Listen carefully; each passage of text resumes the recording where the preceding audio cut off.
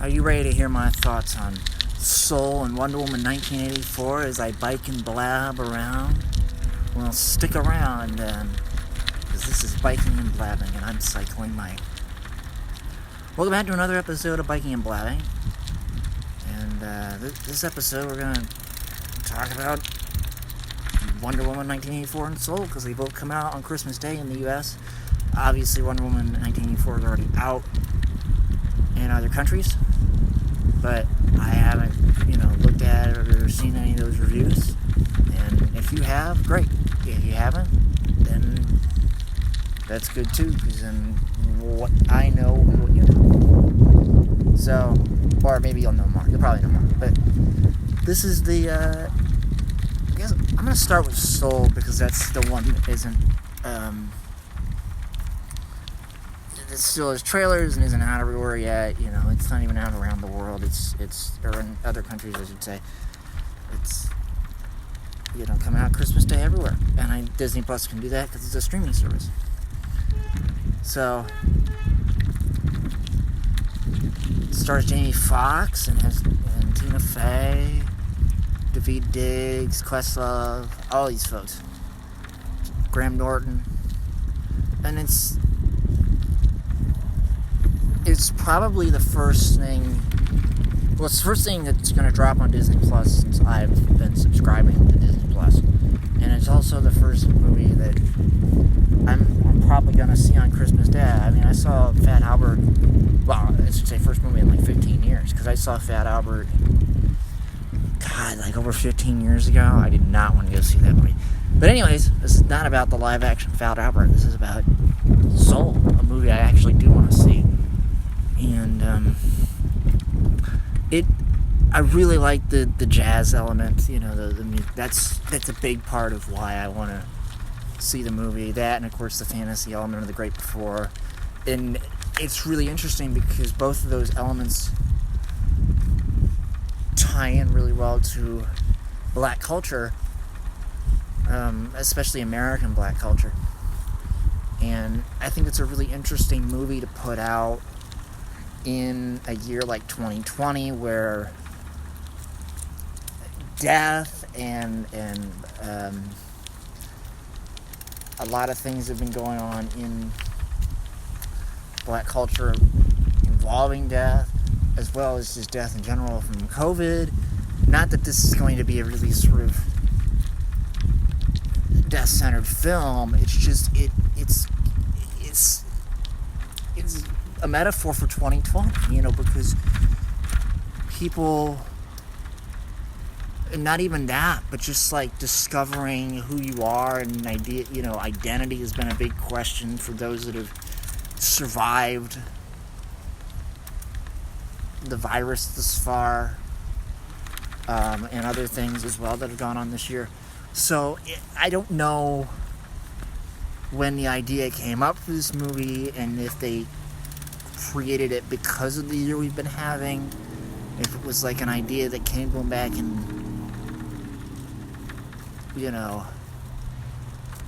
March or April. I don't think so. I think this was, like most Pixar movies, it was years in the works. And it's really interesting that it came out in 2020, because it will, I think, in a lot of ways be a metaphor for the year more than other movies. So it's assuming that the Great Before is actually heaven, and it's because it has the spirituality element to it. So I mean, it is one of these films, and I think it's interesting too that like when they go back to the Great Before, as far as I'm concerned, other than Graham Norton's character, who he plays like this pirate soul, Tina Fey's Soul and 22 and Jamie Foxx's character, they're both the same pigment. They're both sky blue. So it's interesting that they're both the same pigment, because obviously, I mean, I don't really know if 22 would be. I would assume she would be a white woman who came to the great before, or maybe she'd never been to our world. But we obviously know that Jamie Foxx plays a black middle school music teacher, and it is interesting that that's what they're doing, and that really sort of helps the idea of inclusivity by having these souls be the same tone, be the same color, and that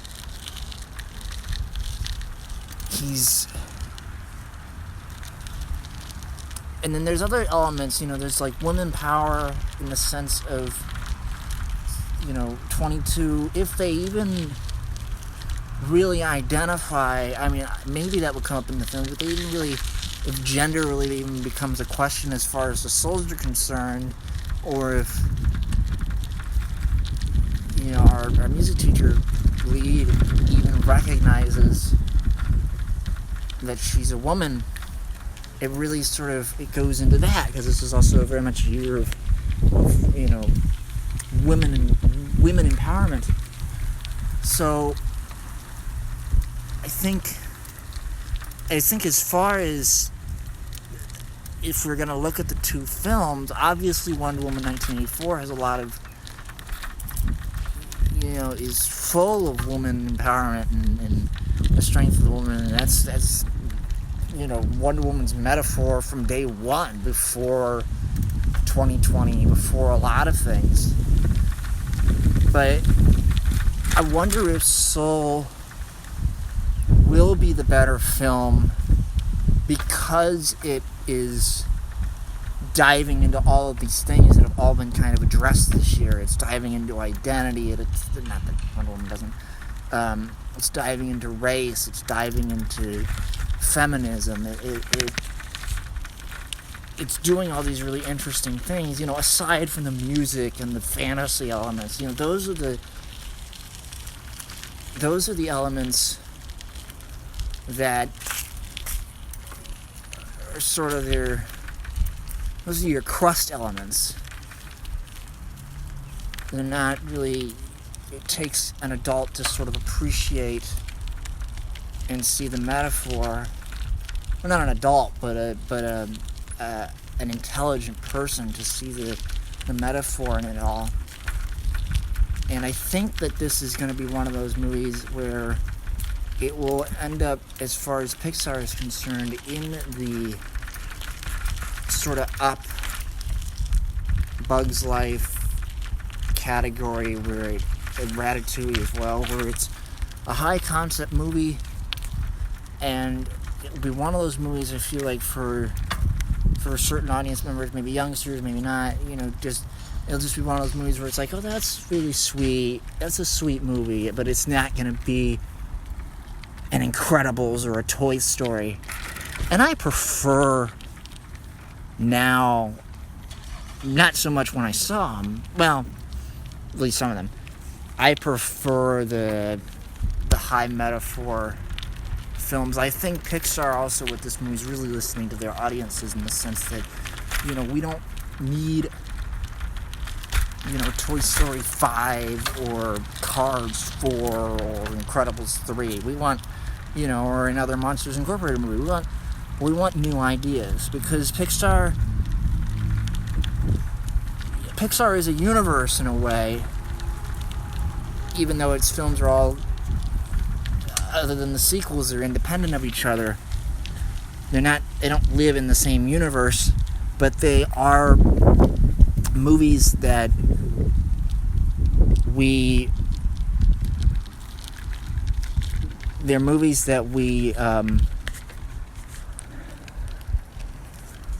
appreciate, and we see as, we see Pixar as a high concept company, and we, as viewers, have been wanting another high concept film, something that's along the lines of WALL-E or Ratatouille, because that's the company we fell in love with. Before there were, even Toy Story, the first one, that's a high concept idea, and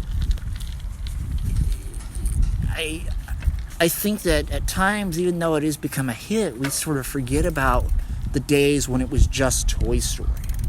When it was just a movie made by this new company from Disney called Pixar, starring Tom Hanks and Tim Allen.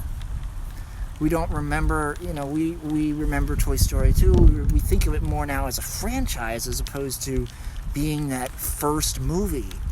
And how, even though I'm giving it a hard time as far as a franchise goes, it started all of this. It worked. It was a high enough concept to work. There was a great story behind it, and it was an interesting idea, and that's what I want to happen with Soul, and what I want to happen with every Disney movies, to have it be appreciated as a high concept film. Obviously, some of them fall flat,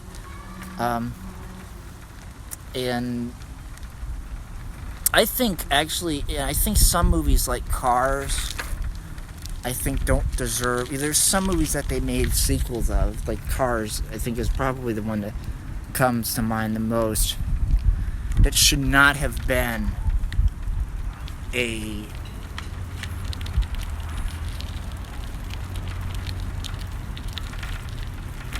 there should not have been a sequel to it. Even though, we get Finn McNissel, and we get, some really interesting stuff in Cars 2. We get the whole James Bond element of the movie. It's a movie that should not have been made into two other movies. Because I think the metaphor, if cars could talk, we call them baby and whatnot, and we name them in times, that metaphor, while interesting, it doesn't have as much depth as the metaphor in Toy Story, or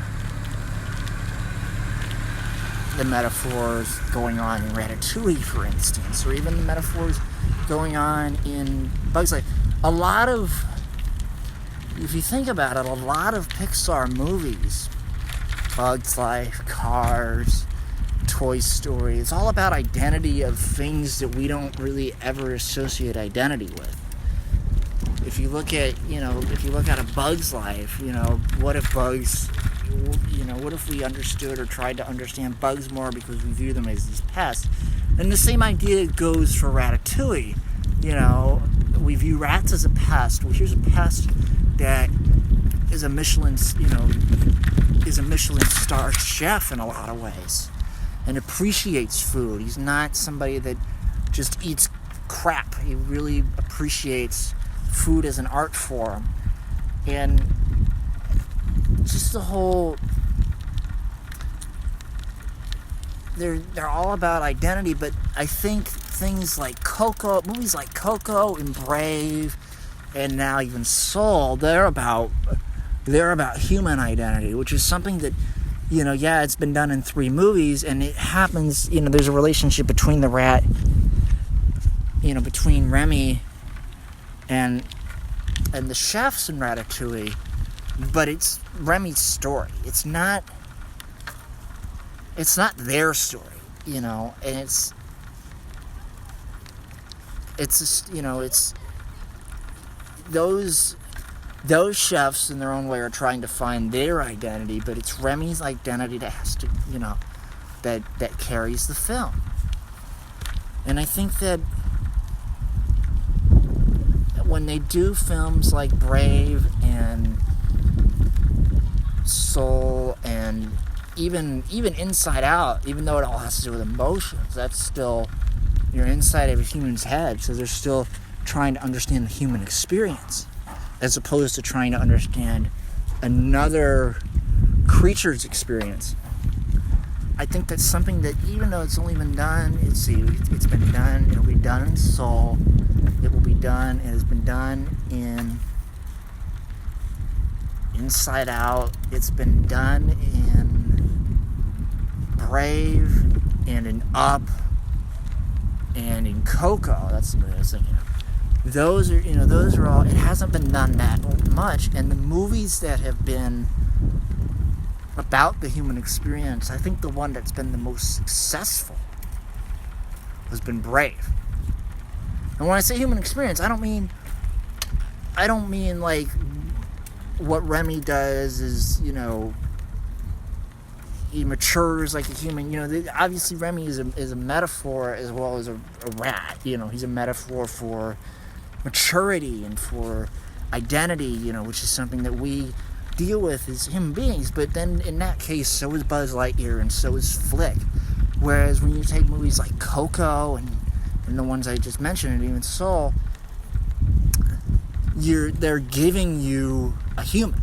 We're starting the film with a human being. Something will happen to the human being. It's not we're starting the film with a rat or starting the film with an ant. And I feel like the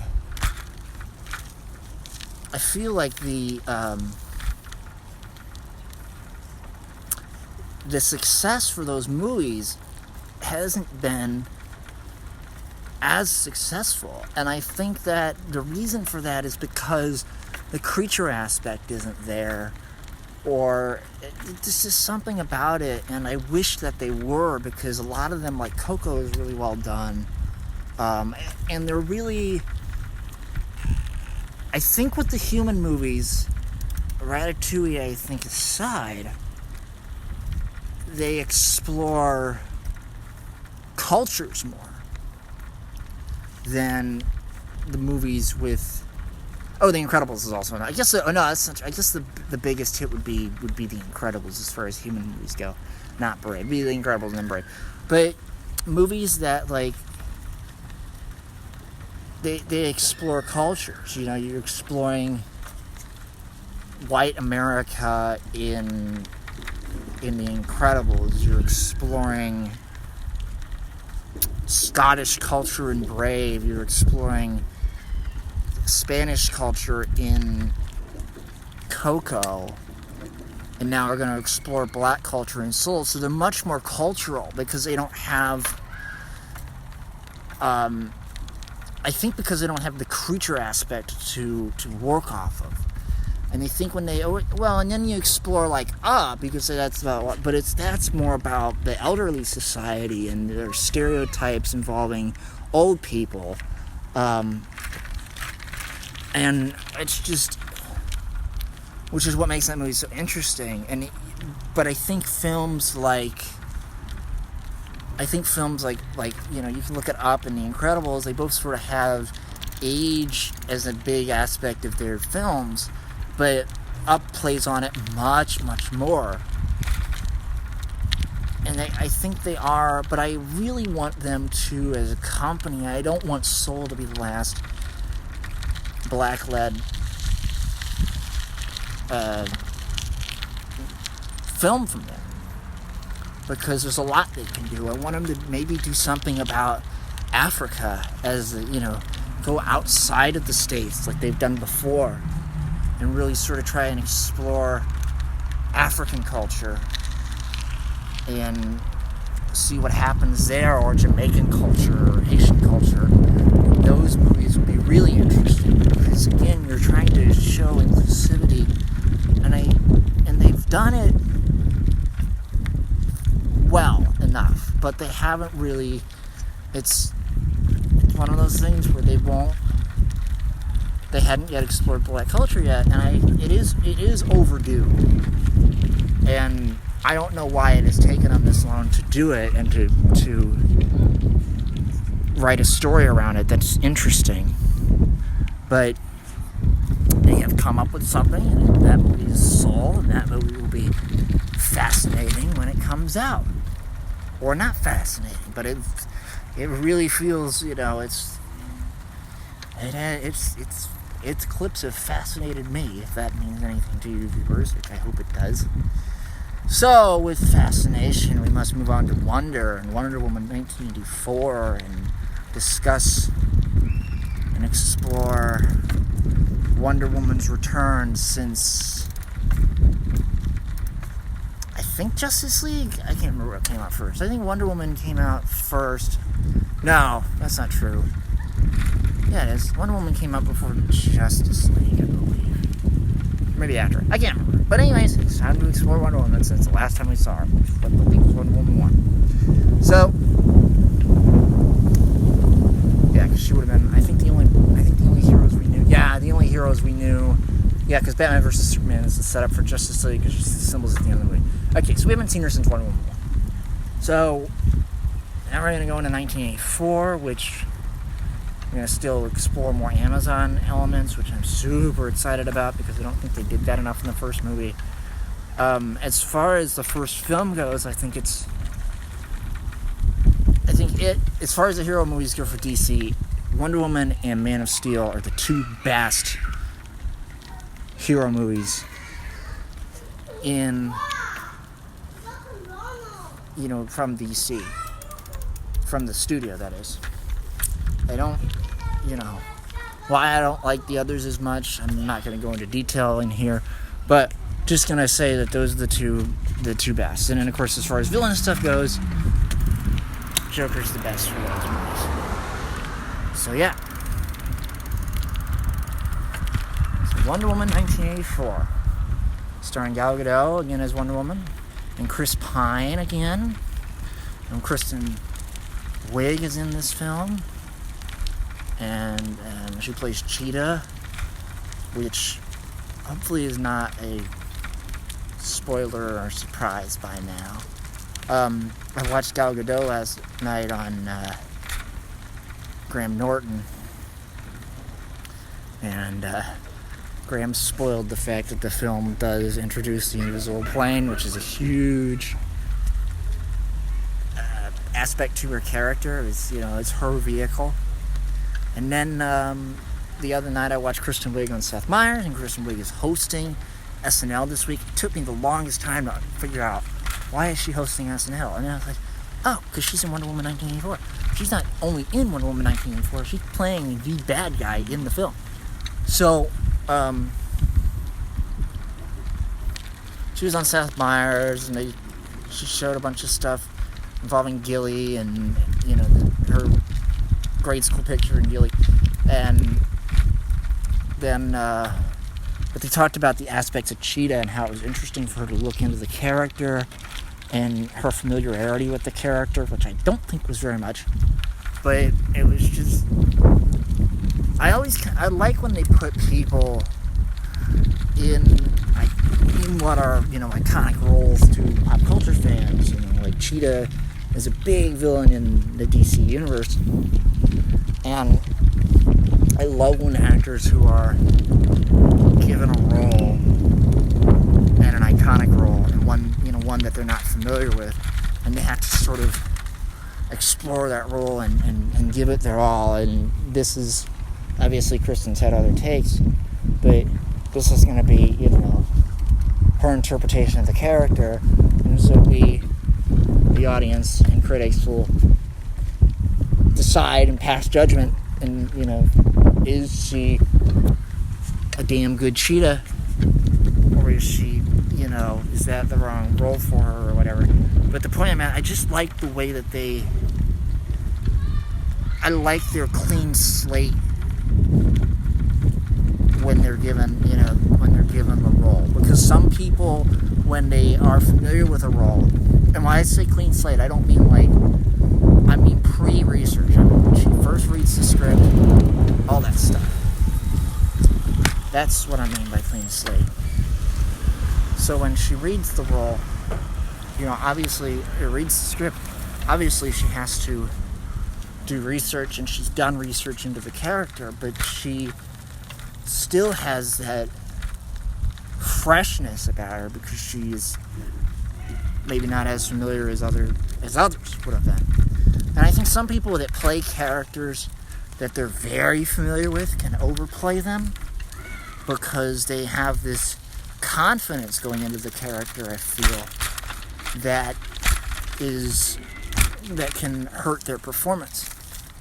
I think Joaquin, as far as Joker goes, he obviously knew who the Joker was, but I think that I think I think even in Kristen's case, with every sort of DC character and villain, is there's versions to them. There's versions. There's different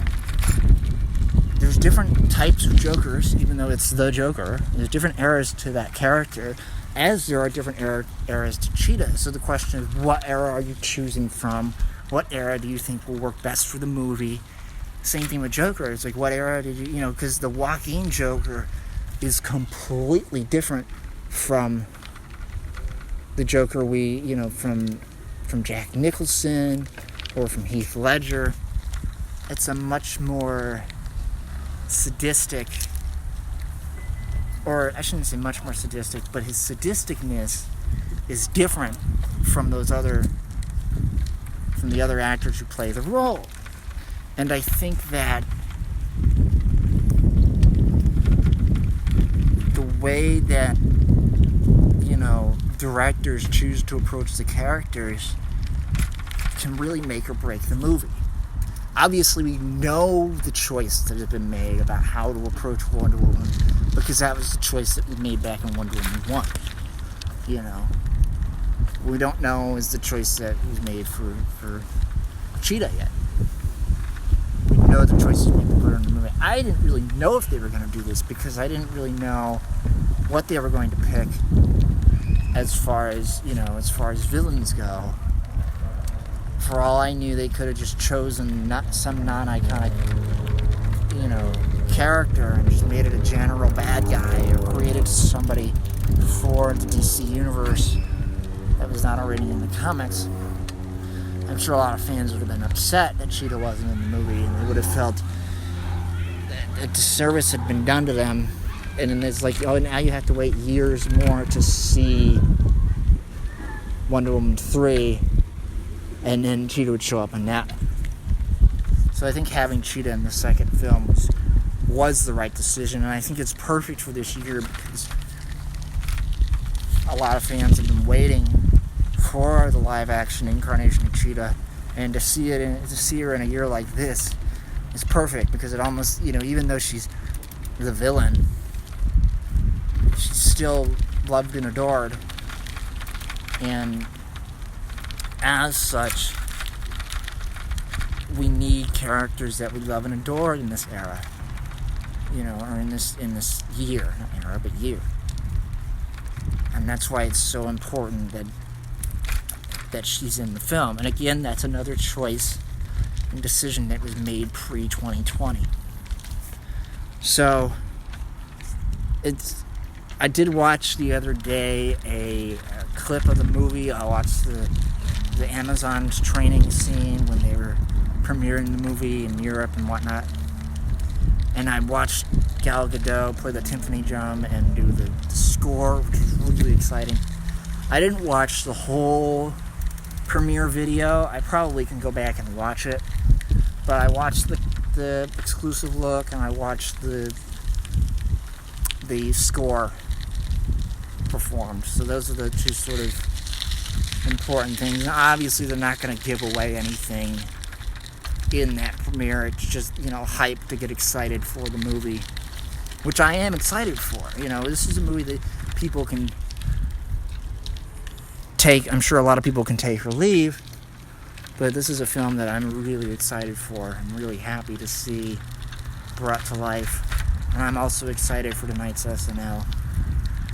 So that's it for this week. Thank you, everybody, for sticking around and listening. Now we're going to kind of move into bonus material. The bonus material is that this is the second time I've recorded this episode, and the reason I recorded it again was because I didn't really like my approach to my first recording. But I'm recording this all this way as opposed to having a video, because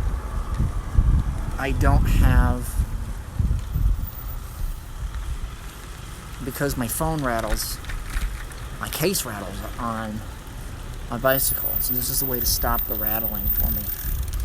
Just record an episode this way. So I hope you will like it. I'm planning on doing I will have a review out for Soul next time.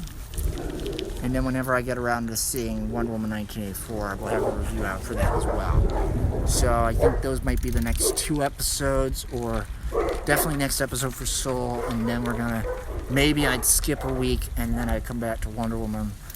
It all depends on how that all plays out. But thank you all so much for listening and sticking around, and have a great day. And this is Cycling Mike, officially signing off now that we're done with this BTS. Thank you so much. Have a nice day.